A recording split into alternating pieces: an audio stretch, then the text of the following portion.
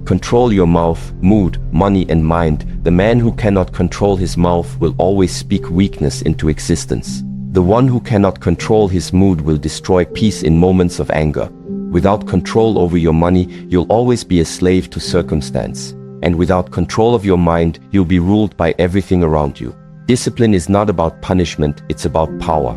Control these four: your words, your emotions, your money, your mind, and life will no longer pull you in every direction. Stay until the end, because the final piece is the one most men ignore, and that's why they never rise. Your mouth can build or break everything: your future, your relationships, your reputation. All of it can rise or fall with a single sentence. One careless phrase, one emotional reaction, one ego-driven outburst, and the trust you've been building for years can vanish in a moment. This is what most people don't understand. Your voice is not just a communication tool. It's a weapon. It's a mirror. It's a currency. Every time you speak, you either invest in your direction or you dilute it. You either add to your authority or subtract from it. That's why the first real discipline in becoming powerful, truly powerful, isn't physical. It's verbal. It's the ability to stay quiet when most people would panic to fill space. Real discipline begins with silence. Not silence as suppression. Not silence as fear. Silence as control. Silence as restraint. Silence as presence. The man who speaks less doesn't lack intelligence, he's refining it. Because when you don't speak by default, you begin to see what others miss. You start to observe the energy behind the words people say. You notice how often people speak out of insecurity, out of nervousness, out of the desire to be liked or approved. You see how much of what's being said is reactive, not intentional. And more importantly, you start to catch your own impulses, your own urges to interrupt, to defend yourself, to justify your decisions, to appear clever or strong or wise. And once you become aware of those impulses, you can begin to rise above them. The untrained man speaks to prove. He spills his thoughts in every conversation. He argues every challenge. He explains his every move. Not because he's powerful, but because he's insecure. And insecurity always talks too much. It needs to be heard. It needs to be validated. But the trained man, the man who has faced himself, who has sat with his need to be right, his urge to be seen, his temptation to dominate, he chooses when to speak. He doesn't react to everything. He doesn't chase understanding. He doesn't fight for space, because his power is internal. His words are chosen, measured, aligned, and because of that, they land heavier. People feel them, because they come from a calm mind, and calm minds are rare. But a calm mind cannot exist in someone who always needs to be heard. The man who never stops talking never hears himself. He doesn't hear his thoughts. He doesn't feel his own nervous system. He doesn't realize when he's leaking energy, because he's too busy pushing outward to notice what's happening inside. And eventually that cost catches up. People start tuning out. Respect fades. Influence thins. He talks so much that his words lose weight, and when he finally does have something to say, no one listens. Because power is never found in volume. It's found in precision. So here's the rule. Every time you speak, ask yourself, does this build something? Am I building trust, building direction, building a standard, building clarity? Or am I just reacting? Am I defending my ego? Am I trying to get approval? Am I wasting words on people who don't value them? Next question, does this protect my energy? Is what I'm about to say going to pull me out of center? Is it going to create unnecessary drama, tension, or distraction? Or will it move the conversation, the moment, the mission forward? If the answer to either question is no, don't say it. This is not about becoming silent forever. It's about becoming surgical. Powerful men don't need to talk much. They speak when necessary, when purposeful, when impactful. Their words come from rooted energy, not scattered emotion. And because of that, their words carry force.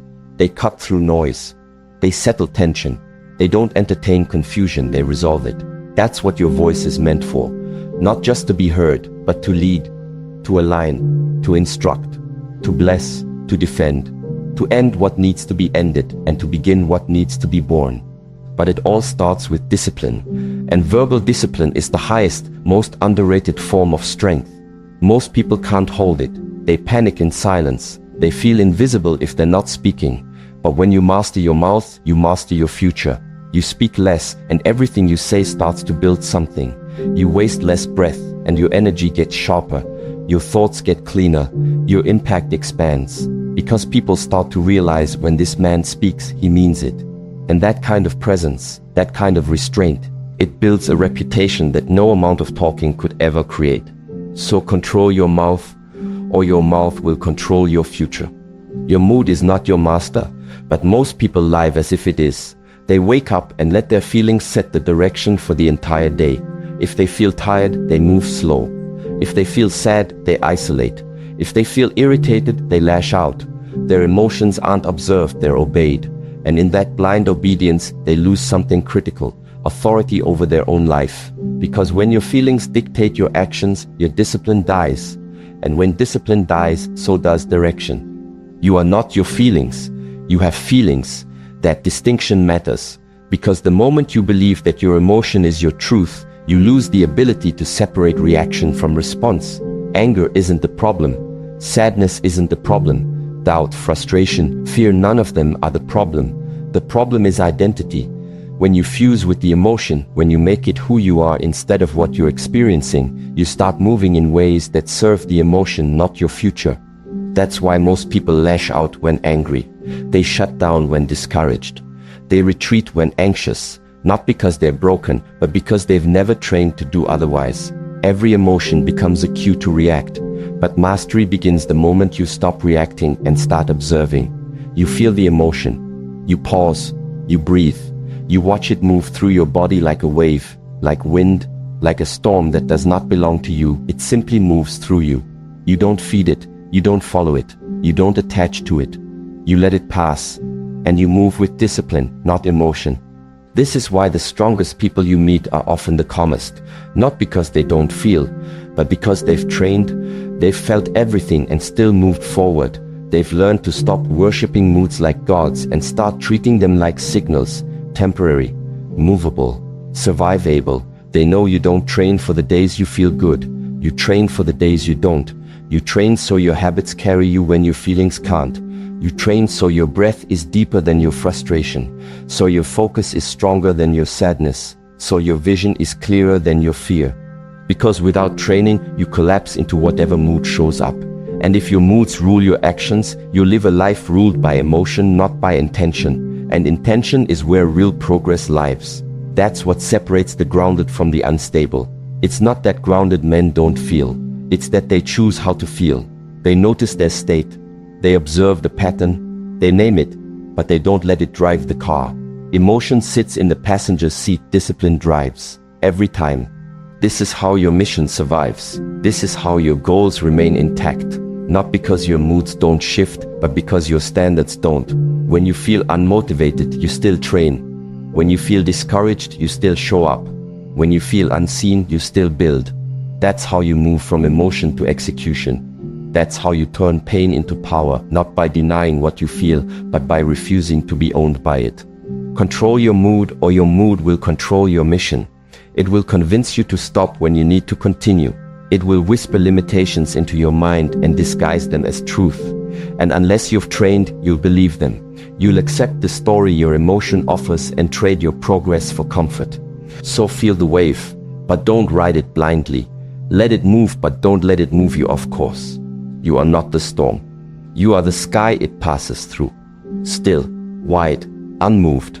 Control your money, or it will own your life. This isn't just about wealth. It's about direction.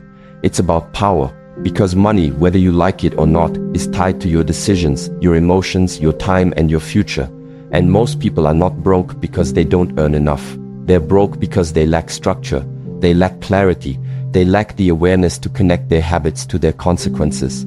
So they live in a loop, working hard just to keep up with the damage they keep doing to themselves. They think more income will solve everything. But income without discipline is just fuel for a faster crash. They spend to feel better.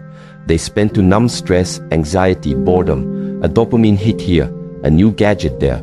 A swipe, a tap, a package at the door, and the illusion of progress. But it's not progress, it's avoidance. They spend to escape their reality, not to invest in a better one. And worse, they spend without knowing why. They don't track, they don't pause, they don't ask, does this align with the life I say I want? and so their days are filled with short bursts of pleasure that cost them years of freedom. Not just financially, but mentally, emotionally, spiritually, because you cannot build peace if you are always in financial survival mode. Money, like energy, must be directed. Every dollar is a decision. Every purchase is a statement of values. When you spend unconsciously, you live unconsciously. You give your future away, one transaction at a time. Every impulse buy is a moment of undisciplined emotion. Every untracked expense is a crack in your foundation. And yes, it adds up, not just in your bank account, but in your life trajectory. Because a man who cannot master his money cannot master his time, and a man who cannot master his time will never master his mission. If you can't delay pleasure, you'll never earn peace. That's the law. Peace doesn't come from comfort. It comes from control. Control over your habits, control over your emotions, control over your priorities. If you can't resist what feels good now, you will always sacrifice what matters most later. That's why the discipline to say no to something small now is not loss, it's leadership. Leadership over your future. Leadership over your path. Leadership over your freedom. Start with awareness, not obsession. Start tracking every dollar, not to become rigid, but to become awake. You cannot change what you won't confront. You cannot grow what you do not measure. When you track your money, you begin to see your patterns. You begin to see how often you buy because you're tired or stressed or bored, not because it makes sense. And once you see those patterns, you can start to shift them. Slowly, intentionally. You begin to allocate money toward growth instead of decay. You begin to buy tools, not toys. Investments, not distractions. Systems, not escapes. Because money doesn't change people, it reveals them. It reveals your emotional maturity. It reveals your values. It reveals whether you're building or reacting, whether you're leading or coping, whether you're living with intention or waiting for a bailout. The man who controls his finances doesn't just accumulate wealth. He builds freedom. He buys his time back. He moves through the world with less anxiety, less dependence, less desperation. And because he doesn't need money from everyone, he doesn't need validation from everyone either. He becomes harder to manipulate, harder to distract, harder to knock off course. Because his decisions aren't made from lack, they're made from clarity. And clarity is the beginning of power. So track your money, master your budget, audit your spending. Not because you're greedy, but because you're done being owned. You want freedom? Earn it. By controlling the very thing the world uses to control you. Control your mind or be a slave forever. That's not poetic. That's not abstract. That's reality. This is the final truth.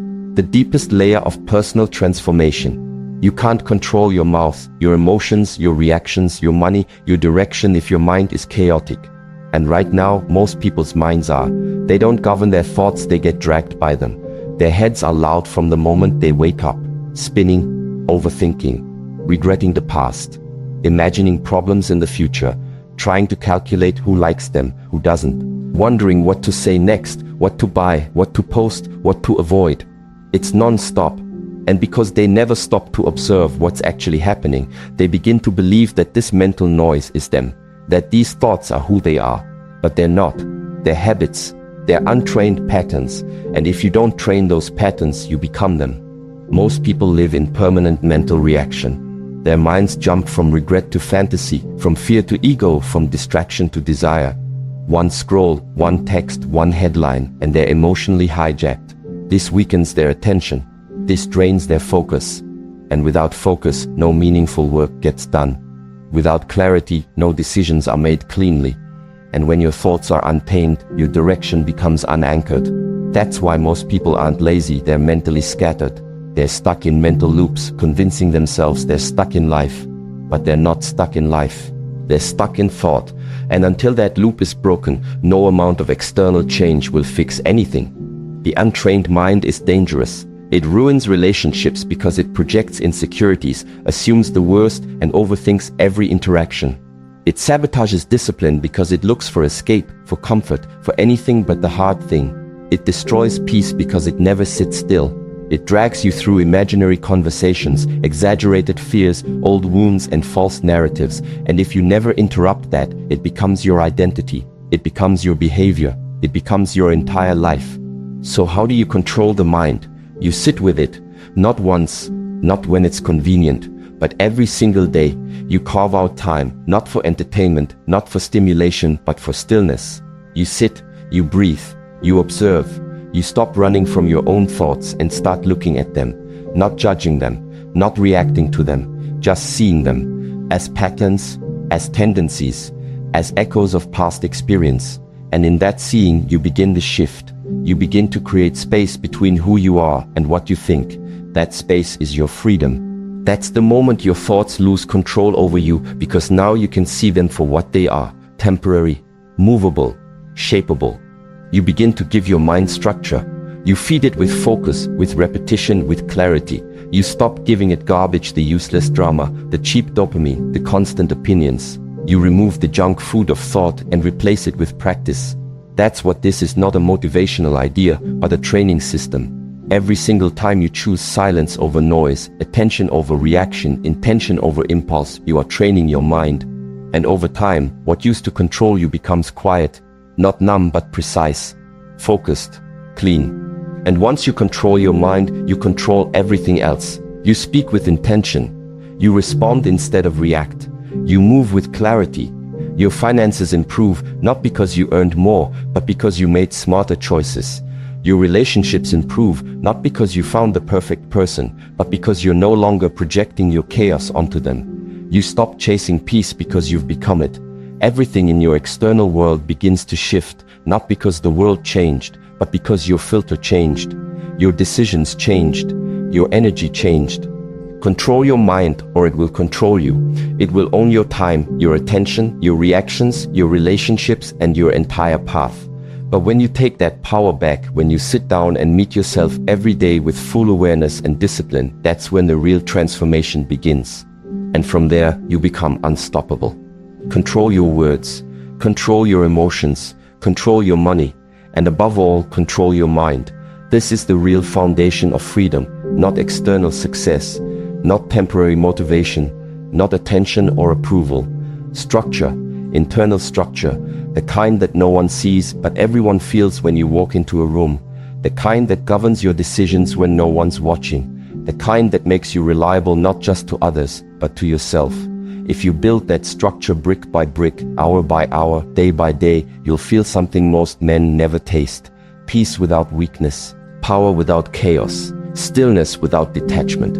But if you ignore it, if you keep avoiding that work, life will feel random, heavy, confusing, unfair. You'll keep wondering why you're stuck, why your progress disappears, why your mind always feels like a battlefield. But it's not life that's against you, it's the lack of structure within you. You can't hold a strong outer life with a weak inner frame. Without control of your speech, you'll ruin relationships. Without control of your emotions, you'll collapse in pressure. Without control of your money, you'll trade your freedom for pleasure. And without control of your mind, you'll never be able to hear your own direction through the noise of the world. Start now, not next month, not when it feels easier. Now, build the ritual. 1 hour a day, every day. This is where real change begins, not in massive, loud effort, but in sacred repetition. In a small block of time you give to yourself. Time with no distractions, just silence, focus, reflection. No phone, no noise, just breathe, just structure. You move your body. You sit with your thoughts. You write what matters. You face what you've been avoiding. You ask yourself better questions. And you do it again tomorrow. And again the next day. Not because you feel like it, but because the man you want to become requires it. Train like your life depends.